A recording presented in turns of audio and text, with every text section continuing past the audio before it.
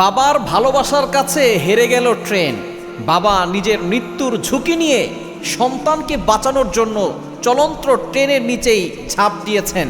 একটু চিন্তা করে দেখেছেন একজন বাবা তার সন্তানকে কতটুকু ভালোবাসে? এই বাবাকে আমরা অনেক সময় রেসপেক্ট করি না, অনেক সময় সম্মান করি না। দেখুন একজন বাবা যখন সন্তান ট্রেনের নিচে পড়ে গেছে, এমন সময় বাবা সন্তানকে বাঁচানোর জন্য কোনো কিছুর পরোয়া না করে মৃত্যুর ঝুঁকি নিয়ে চলন্ত ট্রেনের নিচে ঝাঁপ দিয়েছে। ট্রেনে কিন্তু অনেক মানুষ ছিল, কেউ কিন্তু সেখানে ঝাঁপ দেয় নাই। বাবা চিন্তা করেছে আমার জীবন বাঁচুক আর আমি দুনিয়া থেকে চলে যাই সেটা দেখার বিষয় নয়, আমার সন্তান যদি মরে যায় এই কষ্ট আমি সহ্য করতে পারবো না। এজন্যই হয়তো বাবা মৃত্যুর ঝুঁকি নিয়ে সন্তানকে বাঁচানোর জন্য চলন্ত ট্রেনের নিচে ঝাঁপ দিয়েছে। আমরা অনেক সময় বড় হয়ে গিয়ে সেই বাবার মনে কষ্ট দেই। মনে রাখবেন, বাবা হচ্ছে অনেক দামি একটা সম্পদ। বাবা সম্পদ যার আছে সে অনেক বড় হতে পারে, কেননা প্রত্যেকটা বাবাই চায় তার সন্তান যাতে করে সফল হতে পারে।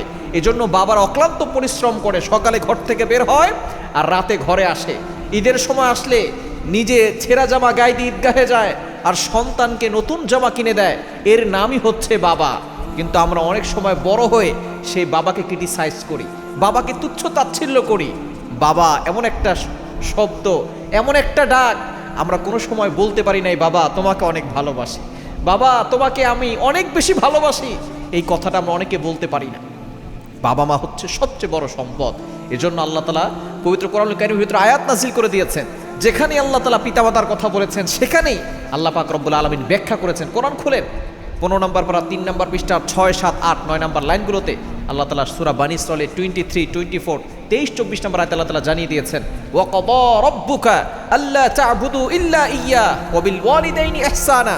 আল্লাহ তাআলা বলছেন আমি আল্লাহ তাআলা অর্ডার করে দিয়েছি, ফয়সালা করে দিয়েছি, ইবাদত করতে হবে আমি আল্লাহর। এরপরে বলছেন ওয়া বিল ওয়ালিদাইনি ইহসানা, good dealings with parents, good behaviour with parents, পিতামাতার সাথে ভালো ব্যবহার করতে হবে।